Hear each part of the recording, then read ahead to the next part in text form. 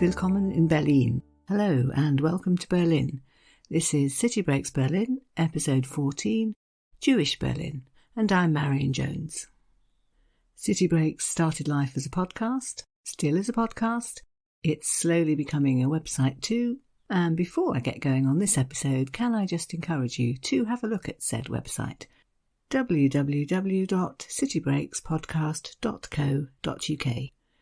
As of the beginning of the Berlin series, I've been doing a proper blog post every episode, a summary of all the information, the links, the reading ideas, etc., all in one place, and work is underway to add those for all the other series.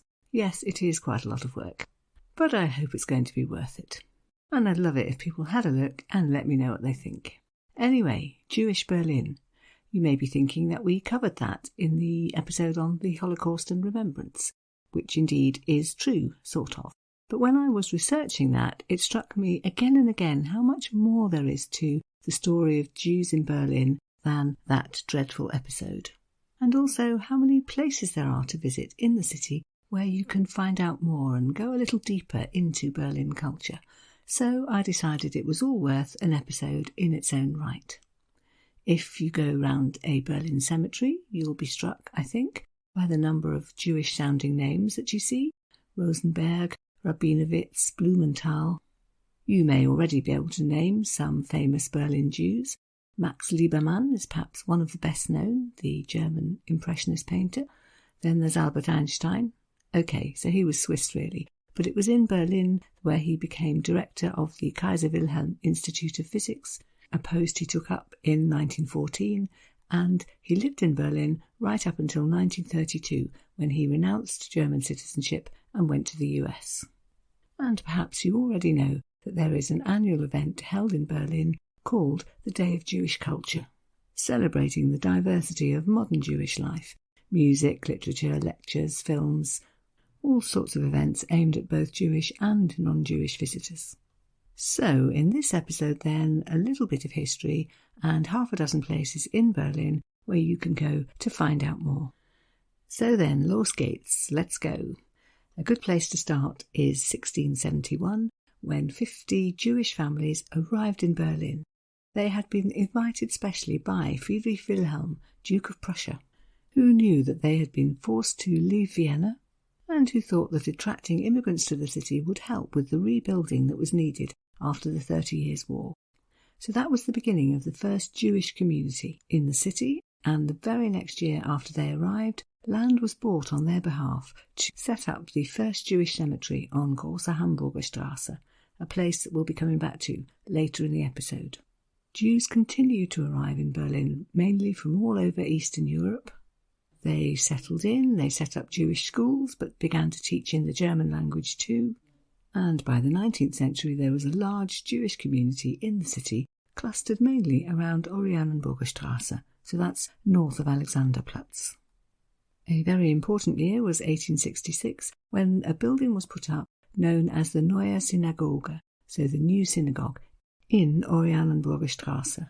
Still very much the Jewish area of the city, although from about 1900 those who had become wealthier began to move west and settle around the Tiergarten, Charlottenburg and Wilmersdorf. In 1911, the World Zionist Organization headquarters was set up in Berlin, so indicating the importance of the connection between Berlin and its Jewish population. By the 1920s, there were about 170,000 Jewish citizens living and working in Berlin. 1933 was the year in which a Jewish museum was opened next door to the new synagogue. So seemingly another sign of Jewish settlement in the city. The opening and dedication ceremony was held in January of that year, but of course it was also the year in which Hitler came to power and in which the boycott of Jewish businesses began. And so too did the fleeing of many Jews abroad. In 1938, the year of the pogrom, when so many synagogues and Jewish businesses were damaged or destroyed, the new synagogue itself was badly burnt, and the Jewish museum was forced to close. There followed the Shoah, the Holocaust, which took the lives of 55,000 Jewish Berliners, a story I told in much more detail in episode 7. 13 years after the war, the Jewish community of East Berlin came together again to think what to do about their synagogue, and this was what they decided. The facade of this house of worship will be preserved for permanent remembrance and as a warning for all times. 30 years later, in 1988, restoration began of the new synagogue, and it was reopened in 1995, so exactly 50 years after the liberation of Berlin from Nazi dictatorship. So, yes, a sign that the Jewish community in Berlin had not been completely extinguished, but it's certainly true to say that a way of life around Oranienburger Straße had completely disappeared. Just to wind back a minute, I found descriptions of this area in the early 20th century as having streets lined with Jewish prayer rooms and bookshops selling Yiddish books and kosher food shops. A bustling, lively community described by lots of authors in literature, and I'm just going to use one book as an example, written by the Austrian Joseph Roth in English, because of course he ended up in America, and this particular book was called The Wandering Jews. He describes walking along one of the streets in the area, looking through a window and seeing a Jewish cabaret. A fat woman with bare and flabby forearms, as he described it, wielding a wooden spoon, a little troupe of actors about to appear on a makeshift stage, and an audience, quote, sitting at small tables, eating bread and sausages and drinking beer. They went to the kitchen to fetch food and drink, enjoyed themselves, howled and laughed. And here's his description of the programme for the evening. Quote, first to appear was a small skinny fellow. He sang old songs and made fun of them by giving them unexpected and unsuitable twists. Then the two women sang an old song together. An actor told a funny story of Shalom Aleicham's, and at the end, Herr Sorokin, the director, recited Hebrew and Yiddish poems by recent or contemporary Jewish poets. He would recite the Hebrew verses, followed by the Yiddish translation, and sometimes he would sing 2 or 3 stanzas as though he were alone in the room. So that then, the briefest of resumes of Jewish life in Berlin before the 1930s. Let's move on to the places you can visit today to find out more. And I think one of the main ones is the new synagogue, the Neue Synagoge. Confusingly named, of course, because it is no longer new or indeed the newest of the synagogues in the city.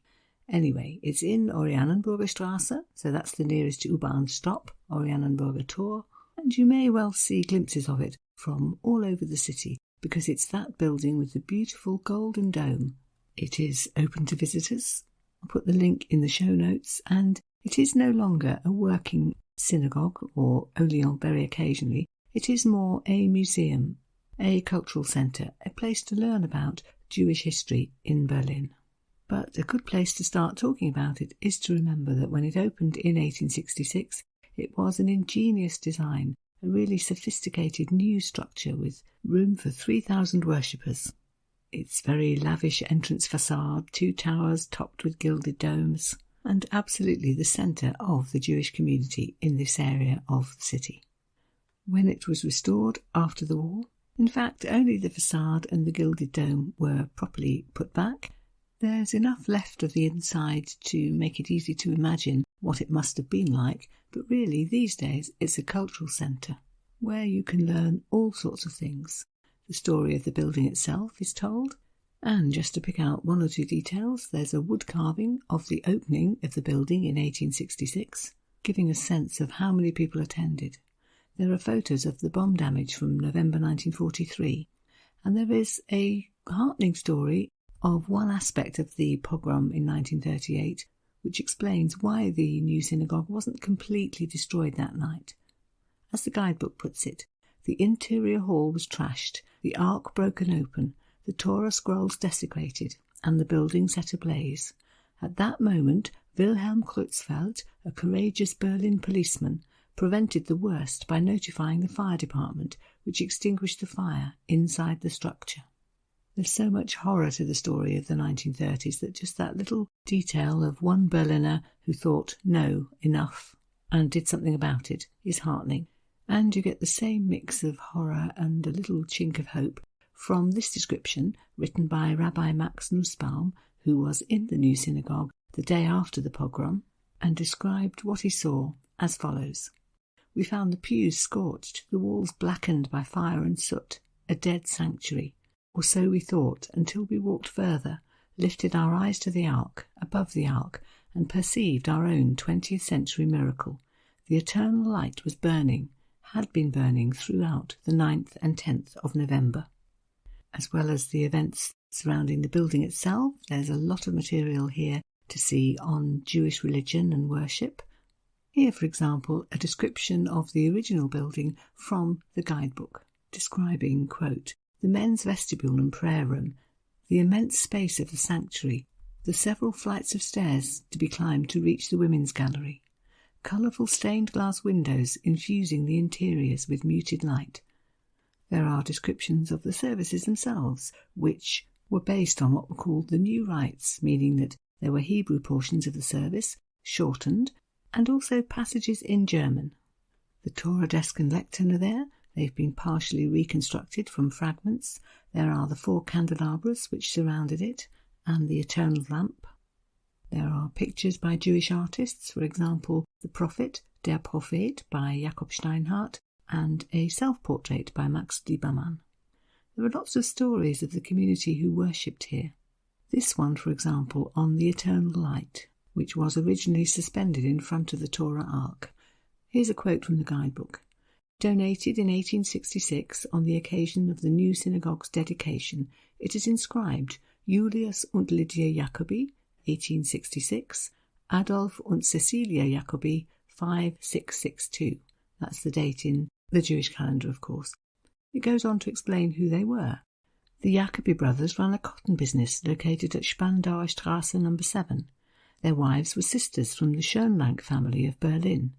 Julius Jacobi was elected to the executive board of the Jewish community in 1878 and became community chairman in 1901. Both couples are buried in the Jewish cemetery on Schönhauser Allee in the Prenzlauer Berg district. And listen to this description of a photograph which shows one of the last couples to be married under the wedding canopy. They were a Rabbi, Heinz Meyer, and Ingeborg Silberstetter. They were married here on the 17th of December 1939, and this is what the guidebook tells us about them. Quote, Rabbi Meyer was forced to work as an Ordner, or marshal, during the deportations. The Meyers were deported from Berlin to Theresienstadt on the 17th of May 1943. On the 1st of October 1944, Ingeborg Meyer was transferred to Auschwitz, where she was murdered. Rabbi Heinz Meyer died on the 17th of January 1945 in the concentration camp of Dachau. There is a memorial wall here which gives the numbers in the starkest terms. In 1933 there were 160,000 Jewish Berliners, of whom about 90,000 escaped Germany. About the 50,576 Jews abducted from Berlin and known to have been sent to extermination camps, where they were murdered, the guidebook has the following to say, quote, all of their names are present on this memorial wall, and inscribed onto the memorial wall also the wording, every person has a name, the Jewish victims of National Socialism in Berlin. This synagogue then, no longer a synagogue, is open to the public, but let's not forget that there are about 10 other synagogues in the city of Berlin, the biggest one being the Synagogue Reichestraße in the Prenzlauer Berg, but they, of course, are working synagogues not usually open to visitors, although this one is one of the places where the annual Day of Jewish Culture events are held. Another place you can visit is a little area called Hackische Hofe, just north of the Alexanderplatz, so in the old Jewish area of the city. A Hof means a yard or a courtyard, and there are 8 of them clustered together, which were originally home to many of the Jewish community in the area, but which have been renovated, redeveloped really, in the 1990s, and are now filled with a mix of shops and art galleries and restaurants. I think there's a cinema and theatre there too. Quite a touristy area, if you will, but somewhere where you can get a glimpse of the shape of an area where so many newly arrived Jews first came when they got to Berlin. Little courtyards, lots of people living in crowded surroundings, and just up the road from the new synagogue. Just nearby, are two places which are set up to tell you more about the Jewish history in the city, one being the Otto Weidt Museum. Again, I told his story in episode 7. That was the businessman who ran a workshop for the blind, where a lot of Jews worked, and who took it upon himself to try and save some of his employees from the Nazis, so hiding them away in the corners of his workshop, at great risk to himself, of course. So there's his museum you can visit, and there's also an exhibition called All About Anne, the story of Anne Frank. Then there are the city's Jewish cemeteries, one in Hamburgerstrasse. That was the original one, built on land granted to the Jews when they arrived in the 17th century, a site with a number of stories to tell. There are some well-known German Jews buried here, for example, Moses Mendelssohn being the best known, a well-known Enlightenment figure, a philosopher, whose followers called him the German Socrates. Then there's the story of how in 1794 the cemetery was closed. The Prussian Hygiene Ordinance decided that there would be no more burials within the city walls, and so a new Jewish cemetery was opened up in the Schönhauser Allee. Half a century later, in 1844, a Jewish old people's home was built on the site. That is to say, it was built on the edge of the site because Jewish law forbids the disturbance of the dead, so the cemetery was left alone, became a park for the residents to use, until during World War II the Gestapo took it over and used it as a holding camp for the Jewish inhabitants of Berlin that they'd rounded up before they were sent to the concentration camps. Eventually the home was destroyed, the graveyard was desecrated, gravestones smashed, the dead pulled out of the ground, new bodies from street fighting in the area, buried in mass graves. And today, if you go to visit, you will see a memorial plaque remembering all of this next to a sculpture by Willy Lammert entitled Jewish Victims of Fascism. Then the other main Jewish cemetery is the one at Schönhauser Allee, number 22 in fact, which was built in 1827, so once it had been decided to close the original one. More than 22,000 graves there, 750 family tombs, and some memorials. For example, one dedicated to 35 young Jewish men who'd been killed fighting for Germany during the First World War, and one dating from the Second World War, dedicated to a group of Wehrmacht soldiers who tried to desert and were caught hiding in the cemetery by SS officers who hanged them from the trees in the cemetery. So both those memorials with something to say about the role of Jewish soldiers in the 20th century. Some killed fighting for Germany, others killed for trying to stand up to Hitler and his regime. On one level, it's a cemetery like any other, but when the writer Peter Schneider went to visit, he found there was an extra layer to this particular cemetery. Here's what he wrote about it. I found myself alone in this vast field of graves under the rain, the chorus of all these voices, fallen silent so long ago, swirling around me like powerful music. All of them, everyone who was buried here, had once belonged to this city, had wanted to belong to it, had shaped, influenced and improved it through their work as doctors, publishers, lawyers, civil servants, workers, artists, scientists, bankers and entrepreneurs. He goes on to say that the cemetery struck him as a wonderful memorial site which inspires awe and gratitude above all for these Jews, for what they left behind in their lives and in the life of the city. There are, of course, many, many people buried there who died during World War II, and the starkest details on the gravestone leave you wondering about the stories that lie behind them. One that struck me particularly was a trio of plaques on a wall at the far side away from the entrance, which were labelled in German Zum Gedächtnis an unsere Kinder, in memory of our children. The parents are not named. Did that mean they survived? But the names of the 3 people buried there read Ruth Weidt Simon, born on the 3rd of January 1914 in Berlin, died at Theresienstadt on the 26th of July 1943. And then, I'm guessing her younger brother, Rolf Weidt Simon, born in Berlin in 1916, who died in November 1943 at Mauthausen. So they died a few months apart in 2 different Nazi concentration camps. And then the third name, I'm guessing perhaps the couple's daughter-in-law, Sabine Weidt Simon, born with a different surname in 1916 in Graz, who also died in November 1943 at Mauthausen. The two of them, the married couple, were aged 27, their older sister 29. And lastly then, as places to visit, I must mention the Jewish Museum, which tells the history of Jews in Germany, aims to teach all about Jewish culture. It is, I think, one of the most visited museums in Berlin, and it is quite a place, starting in fact with the building itself. Here's how it's described on the Visit Berlin website. The building is an artwork. The whole edifice, inside and out, reflects the museum's subject matter. Architect Daniel Liebeskind's building unfurls in zigzagging corridors like a lightning flash, or, for some, a broken Star of David. Empty spaces, known as voids, appear throughout the building.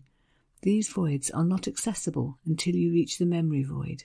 They remind visitors of the voids that the Holocaust has left behind. And here is a description from the museum's own guidebook about the inside. The slate stairway leading to the lower level opens into a system of 3 intersecting axes: the axis of exile, the axis of the Holocaust, and the axis of continuity. For Liebeskind, these axes embody the different paths Jews were forced to take because of Nazi persecution.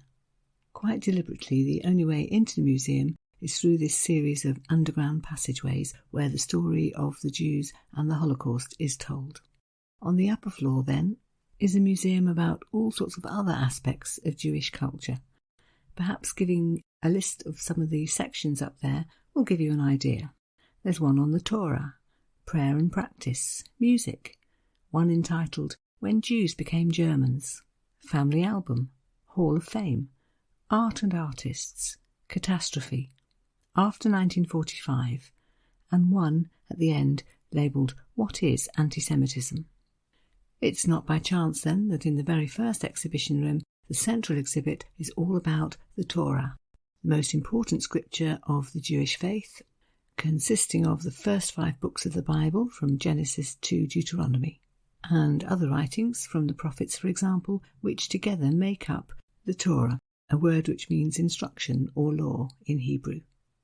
You can learn about its contents, you can see some Torah, you can get information about them. For example, quote from the guidebook, every Torah scroll is prepared by a specially trained scribe who copies the Hebrew text onto a parchment scroll by hand with a quill pen. You can learn how it's divided into weekly portions which form the major part of the service, so that during the course of a year the whole text will have been read. There are sections alongside that on the Jewish law and a bit entitled Observing the Law in Modern Times. Then there are all sorts of objects to look at. Just to pick a few examples, a needlework sampler from about 1810 which shows both Roman and Hebrew letters, so the children, girls I imagine, in the school embroidering them were learning both alphabets. There's a heart-rending photograph from 1936 showing the bar mitzvah and feminine equivalent bat mitzvah of about 30 young Berlin Jews, all wearing smart suits and white dresses, and you look at that and think, whatever became of each of them? There's a large section of family collections and bequests, which the guidebook refers to as the heart of the collection, so things sent by emigrants, by Holocaust survivors, by their descendants, which, quote, bear witness to Jewish life and to life in society as a whole, as well as to exclusion, persecution, exile and new beginnings. And in that collection all kinds of different things, family photographs for example. There's a Hebrew lotto game, there's a sketch called 2 Women in the Ghetto by Gertrude Sulzer, who survived the Theresienstadt concentration camp and said afterwards that while she'd been in the ghetto she traded some of her drawings for bread to keep herself alive. There are letters written to family members from prisoners in the camps, and also a whole collection of what look like everyday objects, but which have special significance, explained in the guidebook as follows. Imagine a grater, an unprepossessing metal implement used in the kitchen for grating carrots or cheese. Nothing spectacular, a little worse for wear. It belongs to a friend of yours, and he tells you that it is one of the few things that he took from his mother's house when she died. She used it to grate potatoes and onions for the fried pancakes, latkes, that she always made on the Jewish holiday of Hanukkah. His mother followed the recipe that she had learned from her own mother. That grater is one of your friend's most prized possessions, and he uses it only once a year to make latkes for Hanukkah. And I must mention too the special children's section of the museum called Anoah, which, yes, does have Noah in it. It's for ages 3 to 10 or thereabouts, and it's a huge circular wooden ark which tells the flood story, which of course is told in the Torah, and there are 150 wooden animals. Children are encouraged to crawl all over the ark, to explore it, to meet the animals, and to touch whatever they like. And just to finish this section on the museum, I'd like to mention that they do guided tours, I think usually on Saturday at 3 o'clock and Sunday at 11. Details on the website. I'll put the link in the show notes. When I went, I just looked round by myself, but I think the idea of a guided tour with somebody to explain lots of things to you does sound an interesting one. And finally, to round off the episode, 2 more ideas for getting somebody who perhaps knows much more about this than you do to explain things to you. There are 2 different walking tours of Jewish Berlin which I came across. One is run by the Anne Frank Centre, aimed, it says, for age 14 plus, and they will take you around the whole area, which of course is the Scheunenviertel, the area that was the old Jewish quarter, to lots of places such as the Hamburger Straße Cemetery, the Otto Weidt workshop, telling you the history, pointing out memorials on the way, and Stolpersteine, those stumbling stones set in the ground, telling you where Jewish victims of the Holocaust lived or went to school. I talked about those in more detail in episode 7 too, and generally giving you the history of the area and the people who did live there and do live there. And secondly, there's another tour with history guides Yoav and Natalie Sapir. Again, the link will be in the show notes, who say of the walk that they lead, quote, "Our main focus lies on Berlin's Jewish history. Perhaps we should say Berlin's Jewish histories, in the plural, as there were many of them. We would be honoured to take you on a meaningful journey, unfolding these stories with you. Our history tours are not just about seeing the sights, but also about understanding them." So I hope then I've given you an understanding of this very important aspect of Berlin culture and an idea of where in the city you can go to find out more about it. The Holocaust Memorial near the German Parliament is one of the city's most visited sites, and rightly so. But there are so many other places to find, other stories to hear, that perhaps are a little less easy to track down. Okay then, so much for today's episode. Next time we're off somewhere completely different, to Charlottenburg, the posh end of town, and specifically to the Palace of Charlottenburg, to hear a little history, to find out what there is to see there, and perhaps most specifically to learn the stories of some of the very famous characters most connected with it. I hope you'll be able to join me for that. Meanwhile, for today, can I just give one last reminder about the website? Do go and have a look and tell me what you think, and leave you then, as usual, with a little bit of German to thank you very much for listening, vielen Dank fürs Zuhören, and to say goodbye until next time. Bis zum nächsten Mal. Auf Wiederhören.